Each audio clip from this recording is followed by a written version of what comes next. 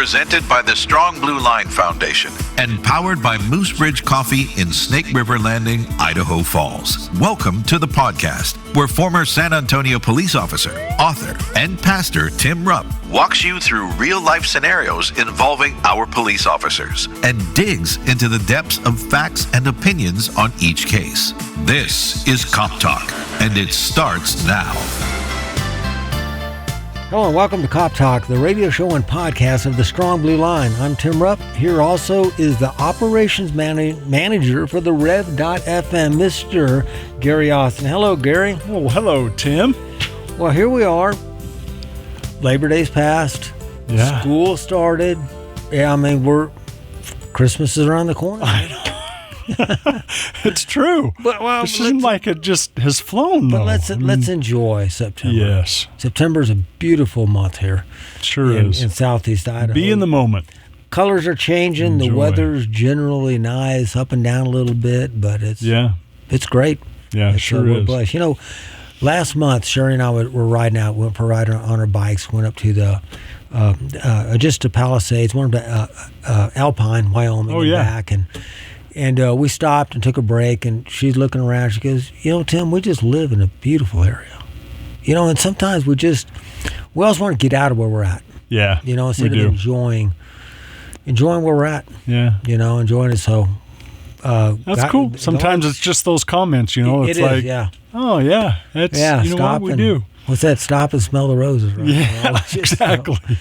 Anyways, we're trying to do that here. Hey, we got a lot of shootings that took place at about the middle of last month or so, towards the end. Yeah. Police officer involved shootings. So we're going to talk about those. Okay. But before we do, we'll honor those officers who were murdered in the line of duty on this date in history. And Gary, I have Deputy Sheriff W.W. Dunnan and Sheriff G.W. Law. Now, G.W., I want to... You know who Sheriff Law was named after? I'll give you a hint. His name is George Washington Law. Okay, too late. That was good. That was good. After the first president, Gary. Right. Okay. I had to help you out there. Okay. Anyways, Deputy Sheriff Dunnan and Sheriff Law, Callaway County Sheriff's Office, Missouri. End of watch Wednesday, September 3rd, 1873. Okay, so on August 14th, 1873, a few days before, Deputy Sheriff Dunnan and Sheriff Law were escorting a prisoner in a carriage from the courthouse to jail after the man was convicted of a crime. An angry crowd on horses attacked the carriage in front of the courthouse and fired into it. Sheriff Law and Deputy Dunnan were both mortally wounded. The men took the carriage and drove it just north of the Jamison Cemetery. A passerby stopped the carriage and was able to convince the crowd to allow him to take Sheriff Law back to town. Sheriff Law died 9 days later on August 23rd, and Deputy Dunnan died 19 days later on September 3rd. So the suspect, a suspect, was charged with both murders. Now, there's a crowd of people that did this, Gary. Yeah. One suspect was charged with both murders, but he was acquitted 7 months later at his trial. Oh, be darned. So, broad daylight. It's crazy. Two lawmen gunned down in the middle of town, and nobody answered for it.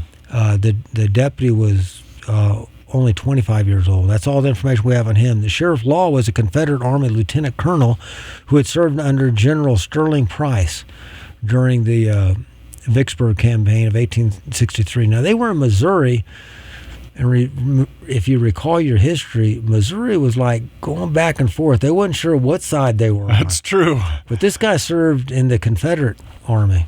Huh. So during the campaign of Vicksburg campaign in 1863, he lost his left arm. Now, this is the sheriff. He lost his left arm in battle. He returned to duty and served until the end of the war. So the last 2 years of the war, he served. He was survived by 3 children. He was preceded in death by his wife and 8 children. Oh, wow. He served 10 months, 44 years old. Huh. What a life this guy had. Yeah. 44 years old. He served in the military, lost his arm, went back to battle, served, married, had several children, 11 children. Mm-hmm. 8 of them died before he did, and his wife. Oh, my goodness. And that is a very interesting life. I mean, he just serves. Everything he did is service to other people. So, who do you have there, Gary? This is Detective James Michael Skirnovitz. He was working, this is Cleveland Division of Police, Ohio. End of watch, Thursday, September 3rd, 2020. So Detective James Skirnovitz was working undercover as part of a federal task force. An informant who was with Detective Skirnovitz, 3 subjects approached the vehicle that they were in and attempted to rob them. Both the detective and the informant were shot and killed. 2 juveniles and an adult were arrested and charged with aggravated murder, aggravated robbery, and felonious assault. 1 juvenile was sentenced to 6 years in a juvenile facility. If he does well in the facility, he will be free when he is 21. If not, he will receive an adult prison sentence of 23 years to life. 17-year-old subject pleaded guilty to 2 counts of aggravated murder and 2 counts of robbery and received prison for life with eligibility for parole in 28 years. 1 adult pleaded guilty to 2 counts of obstructing justice and 1 count of tampering with evidence in the case and received 18 months in prison.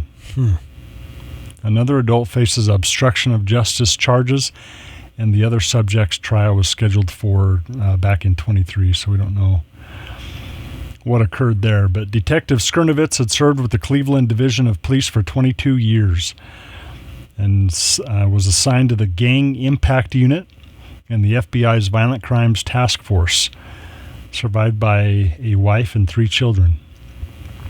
53 years old, so quite the tour, 22 years. Yeah. It's a little shy of your tour. Yeah. They're San Antonio. It's... Man, that's, just, and as we've gone through this, Gary, you've probably noticed a pattern. In modern policing, most officers who are killed in the line of duty have like 1 to 5 years on. Yeah. And they're in the mid to late 20s, and they're working patrol. Yeah. That's generally the thing. It's true. I mean, but here's a guy who's working undercover narcotics, so you just never know.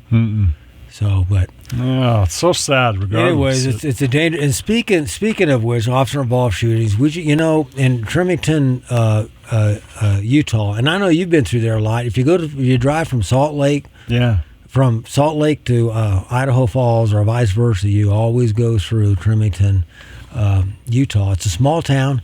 It's in Box Elder County. Box Elder County's population is 65,000 people. Oh, so it's not that big, but county. You're talking about a big county. Tremonton's only has 13,000 people in it. So you're talking a small agency here, and this agency was shocked just a couple of days ago. Well, actually, it was a couple weeks ago, in August. I think it was August 19th, I believe it was. Yeah, 18th or 19th. Anyways, I like to read this article and we'll talk about it. Tremonton, Utah. 2 police officers were killed and another injured, along with a canine, after a suspect opened fire following what was described as a domestic disturbance Sunday night in Tremonton. Officers have been identified as Sergeant Lee Sorensen and Officer Eric Estrada. The shooting of a law enforcement officer is the first in Box Elder County in over 12 years, with the last incident involving an officer who was not injured. Now, I thought, so it's been 12 years since an officer in Box Elder County was involved in a shooting. And it said the officer was not injured. I'm thinking, I don't know what that was, is either the officer was hit in the vest and he wasn't injured, or he wasn't hit at all. It was just an officer-involved shooting, and he was not injured. Tremonton Garland Police Department. So it's 2 towns that's coming together and has formed a police department. Tremonton Garland police officers first responded to the disturbance around 9:30 p.m., according to police. Someone had called 911 multiple times before hanging up, prompting the response. So, Gary, what's that tell you? Somebody's dialing 911 several times and hanging up. Yeah, it's something's either not right. Yeah, it's sometimes it's a child that do that. They'll get on their dad's phone, their mom's phone, or something. 911, and so that's it's kind of common. I've made calls before. You go there, it's like, I'm sorry, officer, my kid was on the phone down 911. Now, back when I was a patrolman, that was before cell phones. But parents would teach their kids, if there's an emergency, dial 911. Yeah. And sometimes the kids would just... just dial it for the dial it. So, but at other times, people are trying to dial 911, but their spouse is hitting them or doing something, and they can't get through. They keep on getting hung up on. Upon arriving at the location, one officer was speaking with an occupant of the home when Bate emerged from inside and shot the officer, striking and killing him. A second officer was then struck and killed by Bates' gunfire. Law enforcement officials have not distinguished in which order Sorensen and Estrada were killed. So this came out right afterwards. So they haven't, when this was written, they haven't figured it out yet. Then a third officer, Deputy Mike Aldred from the Box Elder County Sheriff's Office, who was there to assist, was fired upon by Bate as he arrived. While in his service vehicle, Aldred and his canine Azula, a 3-year-old female Belgian Malinois, were struck by gunfire. Both stayed in the vehicle and were able to be evacuated. Aldred has since been released from the hospital. The canine is reported to be in fair condition. I'm going to go out on a limb here, Gary. We don't. This is all the details we have, but I'm thinking the guy had a rifle because both officers were shot and killed. So, officers, I don't know if our audience knows it. Most officers who wear vests, they're not rifle rated vests. They're only rated for pistols and for handguns. After the shootings, bystanders were able to convince Bate to put down his weapon, and he was taken into custody. I thought that was kind of unusual. Yeah. So he was targeting an officer specifically. There was a disturbance going on, but he didn't shoot anybody but the officers. Due to the level of violence at the scene, a SWAT team cleared the home to verify there was no continued threat. Bate was taken into Box Elder Jail on charges of aggravated murder, though Weber County's Attorney's Office is coordinating an ongoing investigation. Sergeant Sorensen was 56 years old with nearly 2 decades of experience as a law enforcement officer and had recently been promoted to the rank of sergeant, with his swearing-in scheduled for Friday. So he hadn't been sworn in yet as a sergeant. He was working it, but his official, where the wife could come and the family and see him get promoted to sergeant, they're burying him instead. Man, he is survived by his wife and their children. A GoFundMe for Sorensen family has been established by the community. Estrada started his law enforcement career in 2017, working at the Logan Police Department, Box Elder County Sheriff's Office, and North Park Police Department before joining the Tremonton Police Department earlier this year. The 31-year-old is survived by his wife, Brittany, and their 2 children. So both fathers, husbands, and it's too bad. Tragedies like these rock the entire community, state, and even the nation. Tremonton Garden Police Department wrote in a release, "These 2 officers and families served every day. They will forever be remembered as heroes. Our thoughts and prayers are with the Tremonton Garland Police Department, Box Elder County Sheriff's Office, and the families of those involved." A resident of the area drove to the scene. I found this interesting, Gary. A resident of the area drove up to the scene near his home when a bullet struck his car. "I thought there was somebody lighting off fireworks," said Randy Kidman. "I came up the road and I saw 2 cop cars and something in the road, and I decided it wasn't a good situation.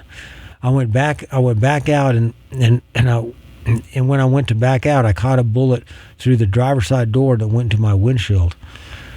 I dovetailed and ran into the home and called my wife and told her to come outside and make sure I didn't have any holes in it."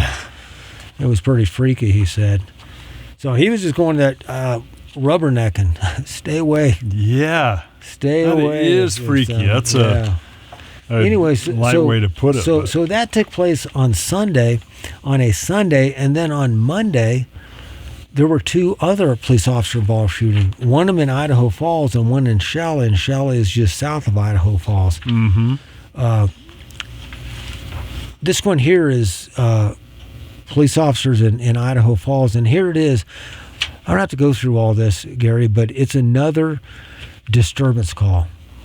A shootout with police officers. Fortunately, in the Idaho Falls one and in the Shelley one, no officers were injured and no civilians were injured. Mm-hmm. But in this one in Idaho Falls, again, they got a call for a family disturbance. A guy was threatening with a gun. He had a gun. He was threatening the woman. The female involved said she was threatening him. He was upset about some things, depressed, threatening suicide. Officers contacted him and attempted to talk him down, and it wasn't any good. And the officers, there was shots fired at the officers, and the officers returned fire, shot and killed the guy, and so that ended with the death of the suspect. And then another one, and I found this kind of unusual, Gary. And the reason why I found this unusual is the suspect was committing a theft. Yeah. So he went onto some private property. Now, the guy's from Wyoming that did this, and he's going to Idaho. He should know, out here in the West, you go into people's private property. Yeah. Everybody's got guns here. Yeah, I they mean, do. that's just where we live at. And this guy, he went on this private property, and the homeowner went out to check. Somebody's stealing his four-wheeler. Mm-hmm. Well, the bad guy had a gun, and the good guy had a gun. Shots were fired. They both hit each other. And the bad guy took off into the woods. The good guy with the gun came back, and they called the police, and of course they took him to the hospital. Mm-hmm. Officers went out into the field. Officers from Bingham County and Bonneville County, I found out later. Oh. Both of them went out there and to see if they could find this guy, and sure enough, they were able to find him, and shots were fired again, exchanged again, and the officers ended up killing this guy. So this guy, I mean, it's a simple theft. First of all, don't be a criminal. Yeah. Crime right. doesn't pay. Mm-mm. If you're going to commit a theft and you get caught, just give yourself up or take off and try to run away. Don't stop and try to get in a fight with the owner. I mean, that's just... No. And then to try to shoot it out with the police. Yeah. You know, even worse. And again, I'll go out on a limb here. I'm guessing this guy was probably on drugs or something, or needed to get money for drugs. Yep. And so he's desperate, because why else, Gary, why else would it make sense to sacrifice your life over a four-wheeler? Yeah, I don't know. It's just, when people are on drugs and doing things like, you're not thinking straight. Mm-mm. You know, and of course, when people are emotional, and that's domestic disturbances, they get upset. Their girlfriend says they're going to leave them, or their husband says they're going to, or whatever it is. It's a domestic situation. They're fighting and arguing, and they're not thinking straight. Right. You know, and they're doing things because so many of them, they do the shooting and then they realize it and they end up taking their own life. Or regretting it in prison for the rest of their lives. You know, I think too that I just feel, Tim, that the homeowner shouldn't have shot. I'm thinking that it's like, again, it's over the four-wheeler.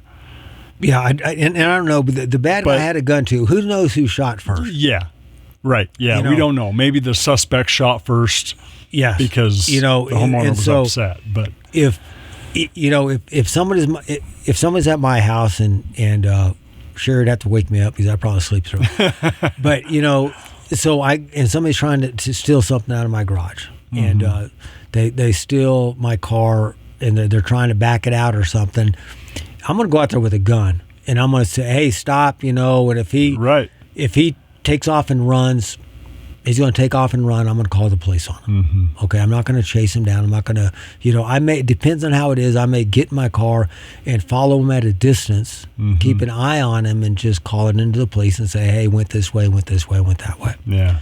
Now, if I'm out there and I say, hey, what are you doing? And he comes up with a gun, then that's a different story. Right. Because, but it's different. I think what you're saying is he's outside, he's away. He wasn't coming in the house. And Right. it's totally different if somebody's coming in the house, because now your family's in the house. Yep. Why is this person coming to the house? He's coming in to to kill? Is he coming in to rape? Is he coming in to steal something? You don't know. Yep. But he shouldn't be coming in the house. So, it's the good thing about these last two shootings is only the bad guy was killed. And it's a tragic situation. We don't like to see anybody lose their life. But in the first one, 2 officers. This guy was going to get promoted to sergeant. Yeah. Been a police officer for, I think, 22 years, whatever it was. And, instead of getting promoted in a happy point in his career, they're burying an officer. And then a 31-year-old husband and father. And these lives are ended. And the families, their course of their life has changed. You have children growing up without a dad. You have a couple wives without husbands now. Yeah. And all over what, Exactly. There's, an argument, a domestic thing. Gunplay is not the way to take care of things. No. And we're seeing, and I talk to my children about this, and I'm talking about my adult children. I was talking to my oldest, and she said, "Man, Dad, what's going on?" And I said, what? There's not the respect for authority. There's people, young people growing up, and I'm saying young people now who are now adults in their 20s and 30s, and they're not seeing another way to cope with stress.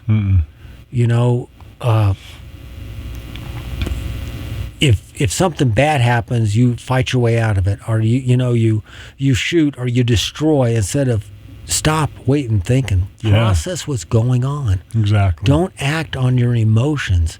Settle down. I remember how many times, Gary, of your dad, you got all upset. You said, "Settle down, think about it, son. Take some time and cool off." Yeah. And then you take some time, you take a walk or whatever it is you do to settle down. As Christians, we ought to pray and ask the Lord, just help us settle our lives down. What's going on here? And don't make emotional decisions. Emotional decisions are rarely the good decision. Whether it's an emotional decision about, will you marry me? Right. To whatever it is, don't do emotional decisions. And I guess it's kind of unfair for generally when we're asking to be married, generally the guy presents the ring and will you marry me, honey? Right. Think of the pressure we're putting them under. That's true. Never thought about that, That's true. Of course, we're all worried about, is she going to say yes or no? Yeah. It's interesting too that, growing up, you talk about the younger generation who are mostly adults now, and I think you probably did the same thing. But when my kids were much younger, I was pretty strict on the shows they could watch. Right. Yeah. Even the cartoons were different. And right. as when my kids were younger, and Johnny Test, and some of these other cartoons, but they were more just adult cartoons.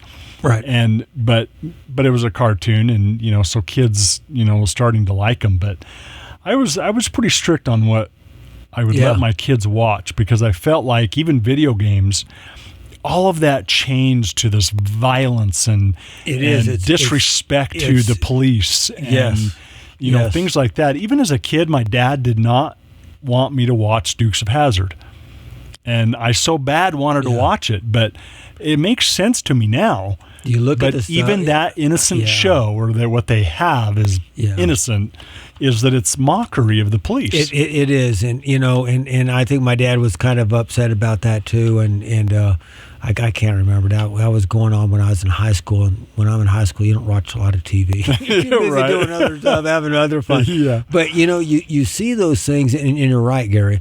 You look at shows, and we laugh at them in the sitcoms and stuff, and oftentimes they're making fun of the male figure at home. Yeah. They're putting down dad, and it didn't used to be that way. No. Years ago, before our time, even when you and I were growing up. And you're right. 1 Adam 12. I mean, you know who the good guys and bad guys were, and all that stuff. But then you start you don't know who the good guys and bad guys are. Are they wearing badges or they're not wearing badges? Right. And so it's very, what are we teaching our children It's very about distorted. authority? Yep. And so it's very important. Gary, we are plumb out of time. Plum. Hey, if you missed a program of Cop Talk, you can catch us on Amazon, Google, Apple, YouTube, and Spotify platforms. Thanks for listening in. If you have a question or topic you want to address on Cop Talk, send me an email. You can email suggestions, questions, comments, and complaints to coptalk@therev.fm. That's coptalk@therev.fm. A thought from the good book today. In all toil there is profit, but mere talk tends only to poverty. Thanks for joining us and helping make the thin blue line a strong blue line.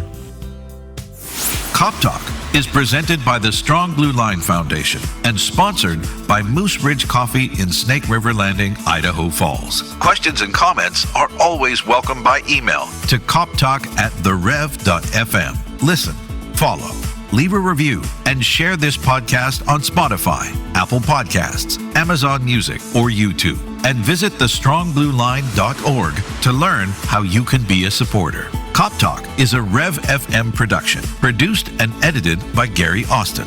Thank you for joining us on Cop Talk.